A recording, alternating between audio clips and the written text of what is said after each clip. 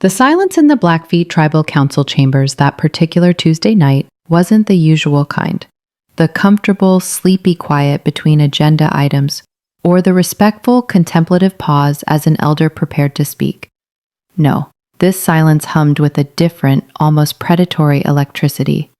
It was the charged, breathless stillness before a lightning strike, the kind of profound quiet that makes the fine hairs on your arms stand on end and the air taste of ozone and impending conflict. Outside, the late autumn wind, a relentless, untamed force, sweeping down from the jagged spine of the Rocky Mountain front, howled across the vast, undulating plains of our reservation in northern Montana, rattling the ill-fitting windows of the aging tribal administration building. That wind to me always sounded like the restless spirits of our Mskapi Pikani ancestors, their powerful voices a chorus of mournful whispers, frustrated sighs, and sometimes fierce, indignant cries, carrying bitter reminders of treaties broken like brittle bone, of promises scattered like ashes on the unforgiving prairie, and of a stubborn, unyielding resilience forged in the crucible of unimaginable, generational loss. But inside, under the unforgiving, humming glare of the long fluorescent lights that cast long, distorted shadows across the polished, scarred surface of the massive oak council table, the air was thick with something more immediate, more humanly treacherous, the unspoken, suffocating weight of suspicion. The subtle, almost imperceptible shift in gazes that darted and avoided direct contact. The almost painful, defensive tension in the set of shoulders around that formidable table. We were ostensibly, officially, gathered to discuss the final allocation of a crucial federal grant. A grant we had fought tooth and nail for, money earmarked for a new, desperately needed housing project on the perpetually neglected south side of the reservation. A project meant to provide safe, warm, mold-free homes for dozens of families currently living in crumbling, overcrowded, government-issue trailers, their children breathing air thick with despair and the spores of black mold. Instead, the meeting felt like a meticulously, if nervously choreographed and deeply dishonest dance around a truth too corrosive, too dangerous to name aloud. A truth that if spoken, if dragged kicking and screaming into the harsh fluorescent light, could shatter the fragile, carefully maintained illusion of unity we so desperately tried to project to the outside world, and more importantly, to ourselves. My name is Layla Many Wounds. At 27, I was, by a significant and often challenging margin, the youngest elected member of the Blackfeet Tribal Council. My presence was a small, sometimes uncomfortable, often deliberately ignored ripple in a deep, placid sea of seasoned, often deeply entrenched, reservation politicians, most of whom had occupied their comfortably worn seats at this very table longer than I'd been alive. I had campaigned on a platform that many of the old guard had privately, and sometimes publicly, scoffed at as naive and idealistic. A platform of radical transparency, of absolute fiscal accountability, of bridging the widening, painful chasm between the often remote and inaccessible tribal government and the younger generation, a generation hungry for change, for genuine opportunity, for a real, meaningful voice in shaping their own and our nation's collective future. I believed with a fierce, youthful idealism that I was slowly, painfully, learning to temper with the bitter, cynical realities of reservation politics, that we could do better, that our tribal government, our sacred trust, could and should truly, effectively, and transparently serve the pressing, often desperate needs of our people, the Nitsitapi, the real people. That idealism, however, had taken a significant, bruising hit over the preceding year of my first term. It had been chipped away, piece by painful piece, ever since Councilman Marcus Roanhorse, a man whose magnificent, flowing mane of silver hair booming authoritative voice, and carefully, artfully cultivated public image as a wise, benevolent elder statesman commanded almost automatic, unquestioning respect. A man who had been a formidable, almost unassailable fixture on the council for nearly 3 decades. A man many in our community still, despite the persistent whispers, revered as a pillar of strength, tradition, and unwavering leadership, had begun subtly, then with increasing, almost brazen boldness, to steer discussions, to divert funds, to delay vital projects, and to award lucrative tribal contracts towards less than transparent, decidedly questionable, and often deeply suspicious avenues. His actions, invisible to most, were like a slow-acting, colorless poison, seeping insidiously into the very foundations of our tribal governance, a sickness that many on the council either chose to ignore, were too afraid to confront, or were actively benefiting from. This story, though, this unraveling, this painful but necessary reckoning, doesn't begin with a dramatic, smoke-filled room confrontation or a mysteriously leaked confidential document slipped under my door in the dead of night. It doesn't start with a desperate, anonymous call from a guilt-ridden whistleblower.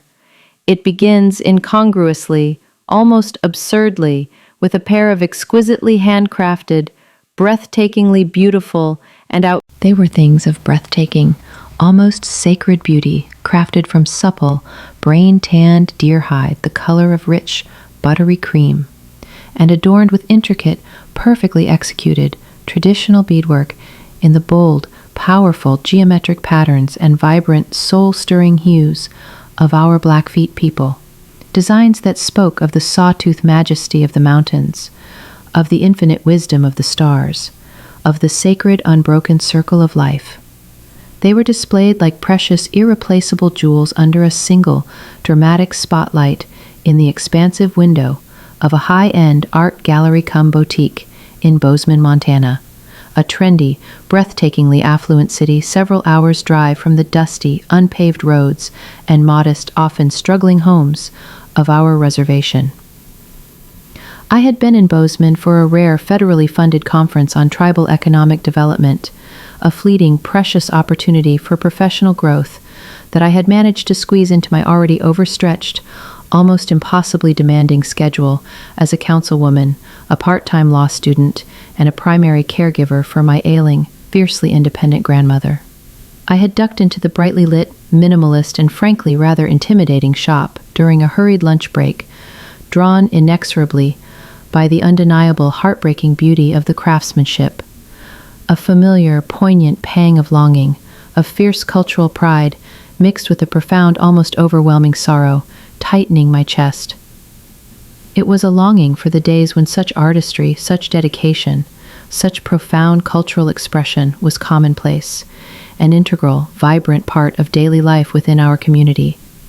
Before the relentless, grinding pressures of poverty, forced assimilation, and the tragic loss of traditional skills had chipped away at so much of our irreplaceable, sacred cultural wealth. The discreetly placed, elegantly printed price tag on those magnificent moccasins stopped me cold, made my breath catch in my throat. $1,200 for a single pair. I let out an involuntary, almost silent scoff of disbelief. No one I knew on the res, not even the most successful rancher or small business owner, could casually or even with considerable effort afford such an extravagant, almost decadent purchase. It was more than many families on our reservation earned in an entire month. Then, as I leaned closer, my eyes fell upon the small, elegantly printed card nestled beside them on a bed of black velvet. Traditional Blackfeet moccasins, a bespoke commission by Mr. M. Roanhorse. Artist, Willow Sage Design, non-affiliated. A seed of profound, almost sickening unease, tiny, sharp, and cold as a shard of winter ice, planted itself in the pit of my stomach. Marcus Roanhorse. For all his long, distinguished, and often self-aggrandizing tenure on the council, for all his eloquent, impassioned speeches about the critical importance of fiscal responsibility, prudent spending, and shared sacrifice for the good of the tribe, he lived, at least publicly, a relatively modest, almost Spartan life. His tribal council salary, while decent by reservation standards, was hardly astronomical. He drove an aging, slightly battered Ford pickup truck. His home was a simple, government-built house on the north side of the reservation, no different from, and in some cases, shabbier than, many others. Where would he, a man who so often, so publicly, decried personal extravagance and financial excess, acquire the disposable income for such an ostentatious, almost decadent, and frankly, politically tone-deaf purchase? And more troublingly, why on earth would he commission them from an off-reservation, non-affiliated artist, when we had so many gifted, fiercely dedicated, and perpetually struggling beadwork artists within our own tribe? Women who could have used that commission not just for income, but for the cultural validation and recognition it represented. Over the next few weeks, then months, that tiny, nagging seed of unease began to sprout insidious, grasping, poisonous tendrils of suspicion. I started paying closer, much closer, almost obsessive attention during the council's often tedious, jargon-filled financial review sessions. I began, much to the visible annoyance of the tribal treasurer, a man deeply loyal to Roan Horse, requesting copies of detailed, line-item expenditure reports, poring over dense, often deliberately obfuscating spreadsheets late into the night in my small, cramped apartment. The bright, unforgiving glow of my laptop screen the only light. My grandmother's soft, rhythmic snores a comforting, steady counterpoint from the next room. I began to notice discrepancies, small, easily dismissible anomalies at first, then larger, more blatant, more audacious inconsistencies. Vague, almost meaningless line items for substantial, professional consulting fees paid to newly formed, out-of-state limited liability companies I'd never heard of. Companies with no discernible track record, no physical offices beyond a P.O. box in a Delaware mail drop, and no relevant expertise in tribal governance or infrastructure. Inflated budgets for seemingly routine, straightforward infrastructure projects, the installation of a new culvert, a minor road repair on a remote stretch of reservation land, that, upon closer inspection, seemed to cost twice, sometimes 3 times, what they logically should. And then, a curious, deeply troubling recurring pattern. Lucrative, often multi-million-dollar tribal contracts, frequently awarded without a transparent, competitive bidding process as required by our own tribal laws, consistently going to a small, select group of businesses with direct, if sometimes carefully, cleverly obscured, ties to Marcus Roanhorse's extended family or his closest, most loyal political allies. Then there were the rumors, the whispers that always circulate like wildfire in small, close-knit, often impoverished communities like ours.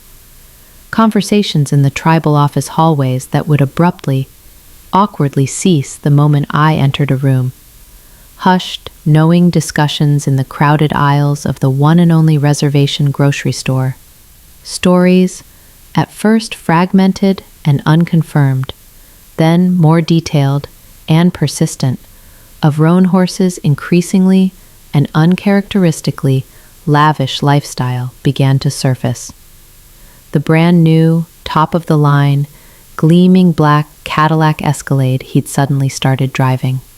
Its polished chrome a defiant, almost insulting gleam against the backdrop of reservation dust and poverty. The expensive, privately guided elk hunting trips to Montana's most exclusive, high-end backcountry lodges. The persistent, though as yet unconfirmed, the sheer, blatant, suffocating injustice of it all began to weigh heavily on my heart, a constant physical ache of profound anger and deep personal betrayal. This wasn't just abstract, faceless corruption, this was theft, pure and simple, from our own people, from the most vulnerable among us. This was money meant for our children's education, for our elders' healthcare, for safe, warm, decent housing for families living in unimaginable squalor. It was money meant for desperately needed programs to revitalize our dying, beautiful Blackfeet language, to preserve our sacred cultural traditions, to combat the devastating scourges of addiction and despair that plagued our youth. And it was being systematically, cynically, heartlessly siphoned off, diverted into the greedy, grasping pockets of a man who was supposed to be a trusted steward, a dedicated guardian of our community's collective well-being, a protector of our future. It was a profound, almost sacred betrayal of the deep trust placed in him by the very people who had elected him, supported him, revered him, generation after generation. It was a deep, festering, poisoned wound inflicted upon a people, my people, who had already endured centuries of loss, of broken promises, of systemic, grinding hardship. The existing stark inequalities on our reservation were a daily, grinding, unavoidable reality, a constant backdrop to our lives. The unemployment rates hovered stubbornly, shamefully, often above 50%, sometimes higher in the winter months. Access to quality, culturally competent healthcare was a constant, often life or death struggle, frequently requiring our elders and sickest members to travel hours to off-reservation facilities.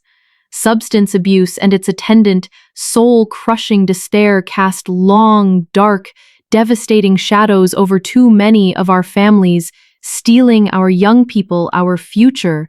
The dream of a brighter, more prosperous life often felt like a cruel, distant mirage for so many of our youth, who saw few, if any, real opportunities beyond the reservation borders and even fewer within them. Roan Horse's alleged, and I was now convinced very real, actions, his calculated self-enrichment at the direct expense of his own suffering people, were not just illegal by the laws of our tribe and the United States. They were morally, spiritually reprehensible, a sacrilegious, unforgivable violation of our most deeply held sacred communal values of generosity, reciprocity, and responsibility to the collective. It was a contemptuous, arrogant slap in the face to every elder struggling to make ends meet on a meager, fixed income, every child growing up in a dilapidated, unheated government-issue home, every single family praying for a chance, just a chance, at a better, healthier, more hopeful life. My revenge as the concept, the necessity for action, began to take shape, to solidify in my mind, from a vague, angry impulse into a clear, albeit terrifying plan, was never about personal gain, or even about the simplistic, fleeting satisfaction of seeing a corrupt, powerful man brought down out of spite, or my own burgeoning political ambition.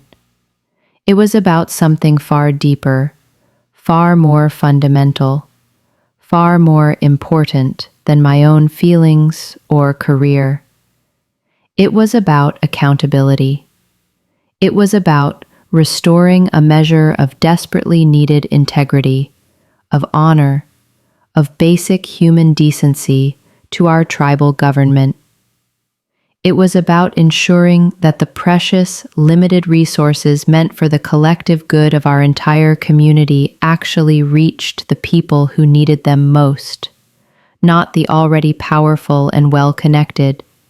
It was about giving a voice, a powerful, undeniable, amplified voice to those who felt voiceless, who felt powerless, who felt trapped and hopeless against the entrenched, often intimidating, and seemingly unassailable forces of corruption and cronyism that had taken root in our leadership.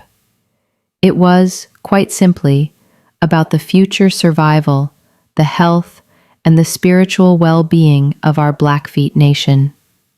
Secretly, meticulously, with a growing sense of both profound trepidation and grim, unyielding resolve, I began to gather concrete, irrefutable evidence. It was a painstaking, often frustrating, and sometimes frightening process, navigating the labyrinthine, often deliberately opaque, and deeply insular world of tribal finances and bureaucratic procedures. I befriended a young, idealistic, and deeply disillusioned clerk in the tribal accounting department, a woman named Sarah Little Plume, who, I discovered after a few cautious, probing conversations, shared many of my deep-seated concerns and had her own quiet, troubling observations of roan horses' highly questionable financial dealings. Together, often in the hushed, stolen hours after the tribal offices had officially closed for the day and the long, echoing hallways were dark and silent save for the hum of the old heating system, we carefully, nervously, copied sensitive documents, cross-referenced suspect invoices with project completion reports, and painstakingly, methodically pieced together a damning, undeniable, and explosive trail of Marcus Roan Horse's extensive, illicit financial activities. The, quote, professional consulting fees, as we had long suspected, were indeed being funneled through a series of newly registered, out-of-state shell corporations with no discernible business operations, no actual employees, no physical offices beyond a P.O. box in a faceless mail drop in Delaware or Nevada. Their listed addresses, when we checked them online, often turned out to be vacant lots, run-down, almost derelict strip malls, or, in one particularly brazen and almost comically arrogant instance, a private, multi-million-dollar residential address in a wealthy, exclusive Florida enclave. The inflated project budgets, when carefully compared to standard industry costs for similar work, or to the budgets for identical projects undertaken by neighboring tribes, had absolutely no legitimate justification in reality. And yes, the financial links between the small handful of companies that were consistently awarded lucrative, often no-bid tribal contracts, and Marcus Roan Horse's immediate and extended family members, a son-in-law's construction company, a nephew's equipment rental business, a cousin's transportation firm, as well as his closest, most loyal political cronies on the council, were direct, undeniable, and often routed through a complex, deliberately obscured, almost impenetrable series of intermediary companies, trusts, and straw owners. We even, with Sarah's courageous help, found the property records for the Scottsdale condominium, purchased in cash through a shadowy trust that, after weeks of painstaking digging, eventually, undeniably, led back to a shell company that had received several large, highly questionable, and vaguely defined consulting contracts from our own tribal housing authority. The more I uncovered, the clearer and the more sickeningly, heartbreakingly detailed the picture became. This wasn't just a case of a few misplaced dollars here and there, of sloppy, incompetent accounting, or even of minor, opportunistic graft. This was a systematic, calculated, long-running, and deeply entrenched pattern of large-scale embezzlement. This was a sophisticated, multi-layered scheme of brazen theft from our own people, orchestrated with a chilling, almost sociopathic precision by a man who had built his entire, long-standing public career on a carefully, artfully constructed, and utterly fraudulent image of wisdom, integrity, and selfless, dedicated service to his community. The sheer, breathtaking hypocrisy of it all was almost enough to make me physically ill. I knew, with a certainty that chilled me to the very bone, that simply presenting this meticulously gathered, almost overwhelming mountain of evidence in a closed-door, confidential executive session of the Blackfeet Tribal Council wouldn't be nearly enough. Roan Horse was too powerful, too deeply entrenched, too well-connected, too skilled, too utterly ruthless in manipulating the system from within. His numerous allies on the council, those who directly benefited from his corrupt patronage or who simply feared his considerable political influence and vindictive nature, would almost certainly try to discredit me, to dismiss my painstakingly gathered evidence as circumstantial, flimsy, or politically motivated. They would try to bury the entire investigation in endless, deliberately unproductive committee meetings to protect one of their own, to maintain the corrupt, comfortable, and for them, highly profitable status quo. I needed a way to ensure absolute, unavoidable, radical transparency. I needed a way to bypass the internal politics, the backroom deals, the entrenched cronyism. I needed to take our case, the people's case, directly to the people themselves. I needed to make it utterly, completely impossible for them, for anyone, to ignore the rot that had taken root at the very heart of our tribal leadership.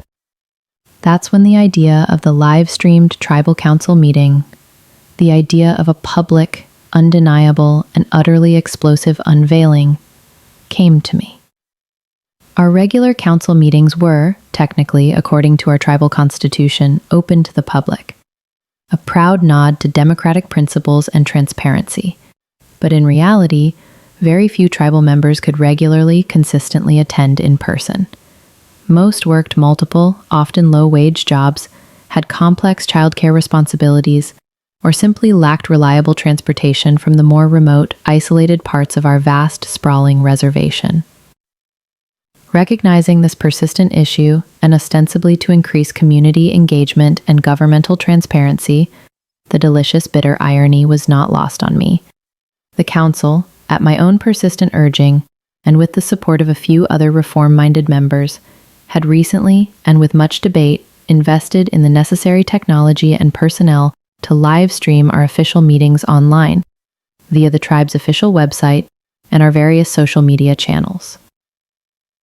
Roanhorse himself, in a stunning display of what I now recognized as supreme, untouchable arrogance and a profound underestimation of both the technology and his own people's desire for truth, had even voted enthusiastically in favor of the live streaming initiative, perhaps thinking it would simply be another boring, bureaucratic, jargon-filled exercise that no one, save a few political junkies and insomniacs, would actually bother to watch. He was about to be the next regularly scheduled tribal council meeting, as fate or the ancestors would have it, had the final review and approval of the desperately needed Southside Housing Project funding. The very issue where I had first noticed the glaring, almost unbelievable financial discrepancies, the project so absolutely vital to so many struggling, vulnerable families, high on its official agenda. I knew, with a certainty that settled deep and quiet and powerful in my spirit, that this was my opportunity, my moment to act, my moral obligation. The risks, to my personal safety, to my political future, to my family's peace of mind, were enormous.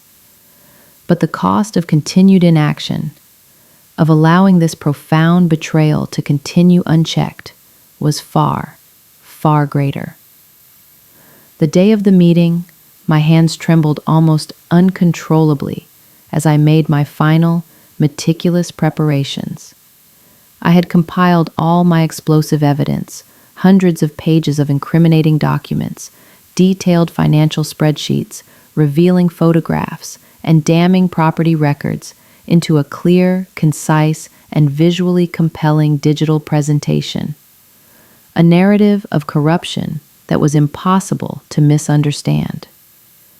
I had copies of the suspect invoices, detailed organizational charts showing the complex, undeniable web of connections between the contracted companies and Roanhorse's immediate and extended family and his closest political cronies.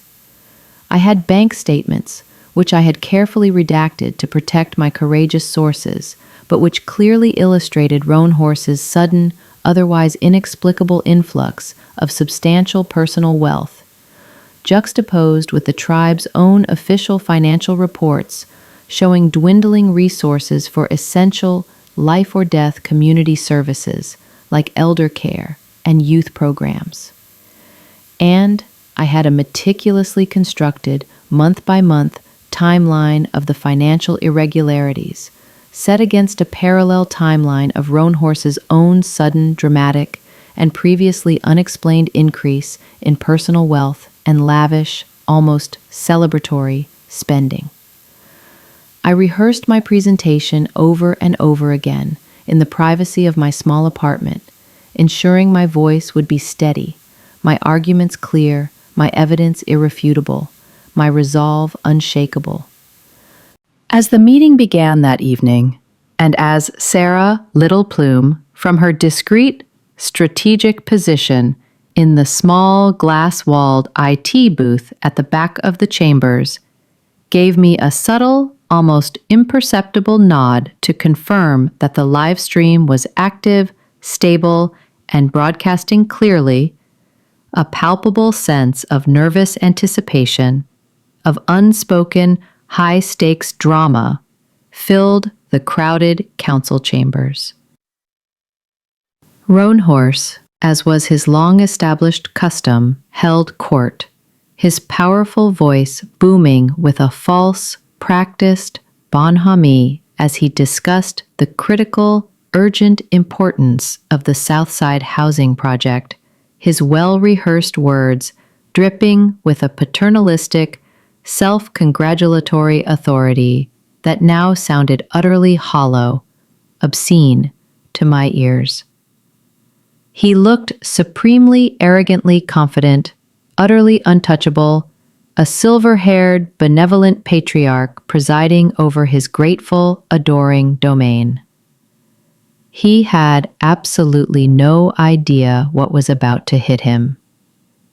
When it was finally my turn to speak, as designated on the official agenda under the bland, innocuous heading of New Business, I took a long, slow, deep, grounding breath, my heart pounding against my ribs like a trapped, frantic bird fighting against its cage.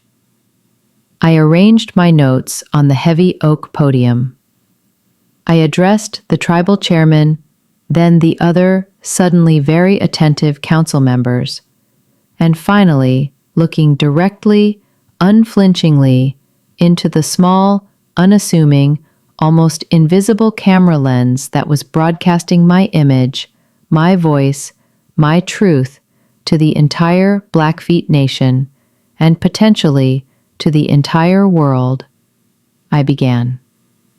Mr. Chairman, esteemed members of the Tribal Council, and to my fellow members of the great Blackfeet Nation watching online with us tonight, I began, my voice surprisingly steady, carrying a resonance, a quiet power I hadn't known I possessed, perhaps drawing an unseen strength from the collective presence of my ancestors, perhaps simply from the undeniable, liberating weight of the truth I was about to finally, publicly unleash.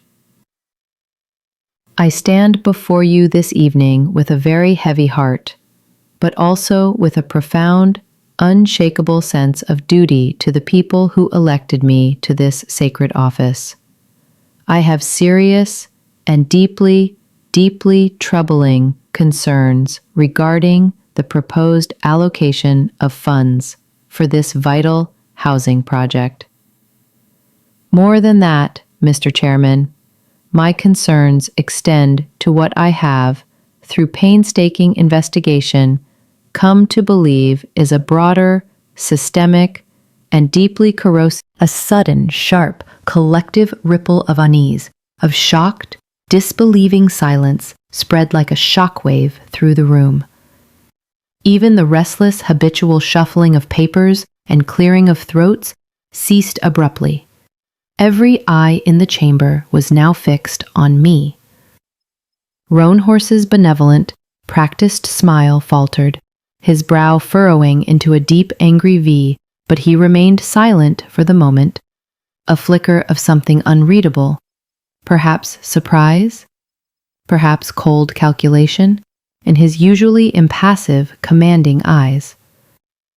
I proceeded, calmly, methodically, and with a relentless, dispassionate precision to lay out my irrefutable evidence, sharing each damning document, each incriminating spreadsheet, each revealing photograph on the large, bright projection screen behind me, ensuring that the hundreds, then thousands of online viewers could see every single detail as clearly as those of us present in the increasingly tense chambers.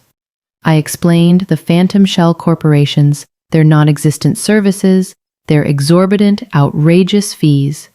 I detailed the grossly inflated contracts, the flagrant disregard for our tribe's competitive bidding laws, the clear and undeniable, almost shameless pattern of nepotism and cronyism. I showed the incriminating bank statements, carefully redacted to protect my courageous sources, but which clearly, undeniably illustrated Marcus Roanhorse's sudden and otherwise entirely inexplicable influx of substantial personal wealth, juxtaposed with the tribe's own official financial reports, which showed dwindling, dangerously low resources for essential, life-or-death community services like our elder nutrition program and our youth substance abuse prevention programs. I spoke, finally, of the $1,200 moccasins in Bozeman, of the gleaming Cadillac Escalade, of the luxurious Scottsdale condominium, not as mere gossip, but as tangible, undeniable evidence of a lifestyle far, far exceeding his legitimate, publicly known income. The silence in the room was now absolute, profound, almost suffocating, broken only by the soft, rhythmic clicking of the projector as I advanced methodically through my slides, and the steady, measured, unwavering cadence of my own voice. On the faces of my fellow council members, I saw a dramatic, unfolding, almost theatrical spectrum of human reactions. Profound, open-mouthed shock, sputtering disbelief, dawning, sickening horror, and, on a few, suddenly very pale faces, a quickly masked, almost imperceptible flicker of what looked undeniably like guilty, complicit recognition. Some shifted uncomfortably, almost squirming in their high-backed chairs, their gazes darting nervously, almost pleadingly, towards Roanhorse. Then quickly, fearful, Marcus Roanhorse remained outwardly, almost inhumanly, composed for a remarkably long time, a mask of stoic, wounded indignation, slowly, carefully, settling over his handsome, distinguished features. But I could see the slight, betraying tremor in his hands as they rested on the table, the almost imperceptible, rhythmic tightening of the muscles in his jaw. When I finally finished presenting my mountain of meticulously gathered, undeniable evidence, after nearly an hour of relentless, documented, public exposure, he erupted as I knew he would. These are outrageous, slanderous lies, vicious, baseless fabrications, slander of the highest, most despicable order. His powerful voice boomed through the now silent chambers, no longer with its usual confident authority, but with a desperate, theatrical, almost paper-thin fury. This young councilwoman, this child, is clearly, maliciously, and without a shred of credible evidence, trying to smear my good name, to undermine my decades upon decades of dedicated, selfless service to our beloved tribe. This is nothing but a baseless, politically motivated, personal attack, a pathetic, transparent attempt to seize power for her own selfish ambitions. But his bluster, his well-practiced, Often effective indignation rang hollow now, tinny, almost pathetic, in the face of the mountain of irrefutable evidence I had so publicly, so methodically, so undeniably presented. Evidence now visible not just to the silent, stunned council, but to the entire, suddenly very engaged Blackfeet Nation, and indeed to anyone in the entire world with an internet connection. Online, as Sarah Little Plume later confirmed with a triumphant, tearful text message, the comments section of the official livestream was exploding, a digital firestorm of disbelief, betrayal, and white-hot, righteous anger. Tribal members from every district, every age group, were expressing their profound collective shock, their deep, personal sense of betrayal, their urgent, non-negotiable demands for immediate, unequivocal accountability. Screenshots of my presentation, of the most damning, incriminating documents, were already being shared, reshared, and going viral across Facebook, Twitter, Instagram, along with the rapidly, powerfully trending hashtags, hashtag Blackfeet Transparency, hashtag Roan Horse Must Go, hashtag Res Corruption, hashtag Honor the People. The revenge, I realized, in that chaotic, electrifying moment, wasn't just in the singular act of exposing Marcus Roan Horse's deeply entrenched, long-running corruption, though that was a significant and absolutely necessary part of it. It was in the profoundly democratic, profoundly empowering act of arming our people with the unvarnished, undeniable truth, in giving them the information, the evidence, the tools they needed to demand better, to demand integrity, to demand accountability from their own elected leaders. It was enforcing a public, undeniable, and utterly unavoidable reckoning.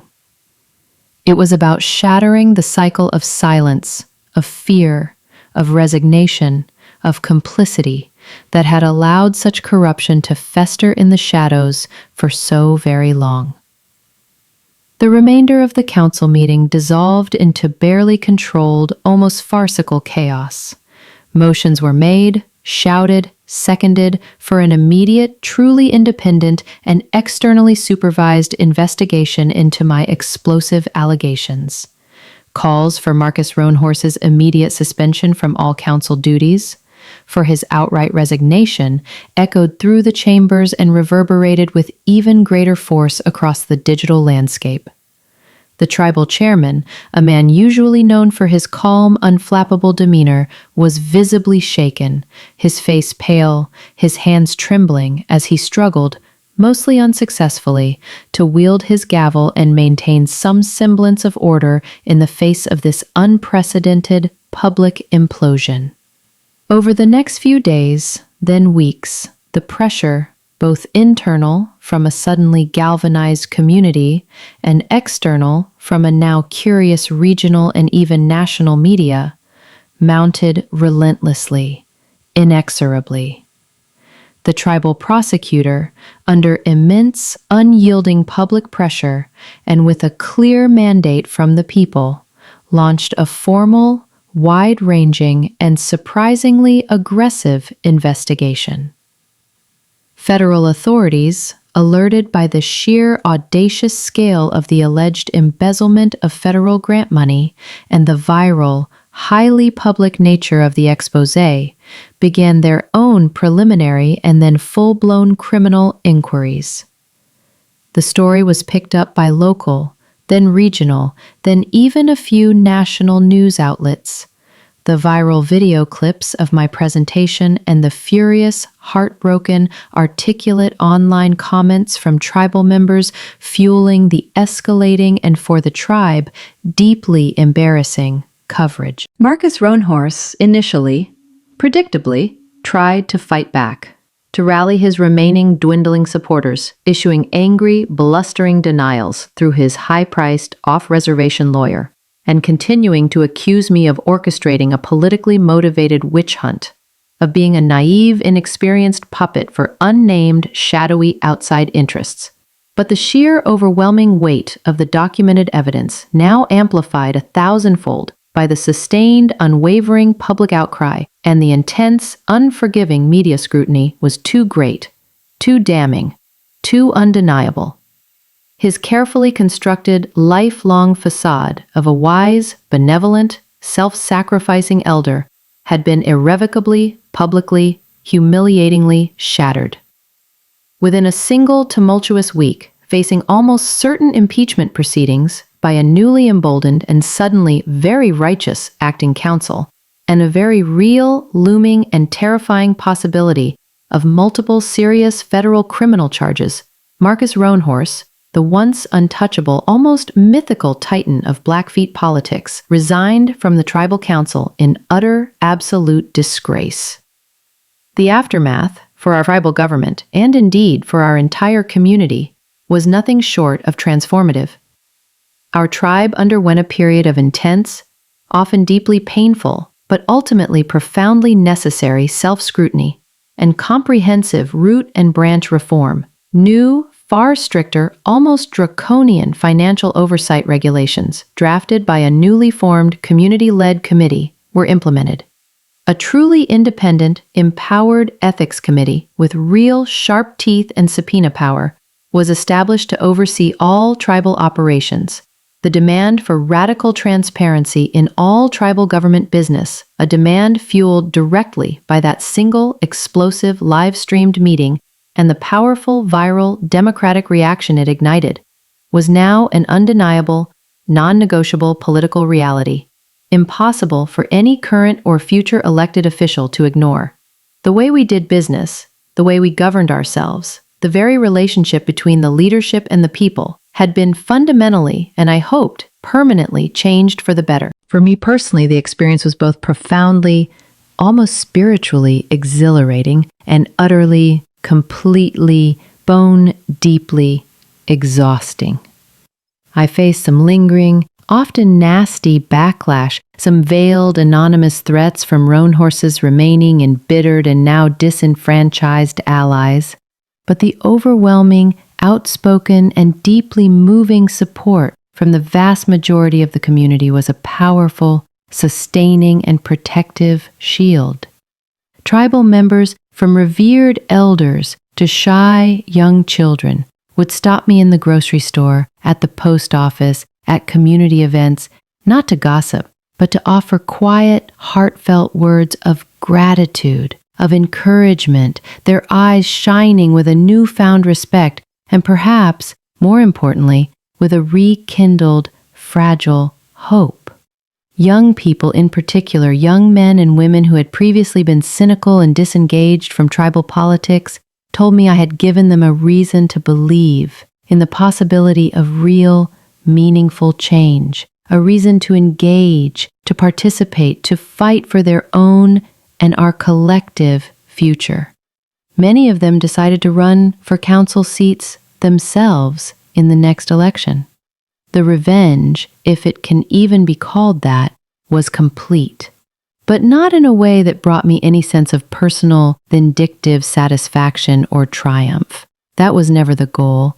It was a collective victory for our tribe, a crucial, painful, but ultimately deeply healing and empowering step towards a more just, a more equitable, and a more accountable future. It was a stark, powerful reminder to all of us that even the most deeply entrenched, seemingly unmovable corruption, the most formidable, intimidating figures, can be challenged, can be exposed, can be overcome when the truth is brought fearlessly, unapologetically into the bright, unforgiving light, and the unified, righteous voices of the people are amplified. The sorrowful, haunting echoes of broken promises, of stolen resources, of betrayed trust still linger in the prairie wind, a constant, necessary, and painful reminder of our past and ongoing struggles. But now, those sorrowful echoes are increasingly mingled with and sometimes even joyfully drowned out by the sound of a community demanding and actively, passionately working towards a better, brighter tomorrow, a tomorrow built on a new, hard-won foundation of transparency, of integrity, and of a renewed, sacred commitment to truly, honestly serving the real, pressing needs of the Nitsitapi, the real people. And that I realized with a clarity that settled deep and quiet and peaceful in my soul,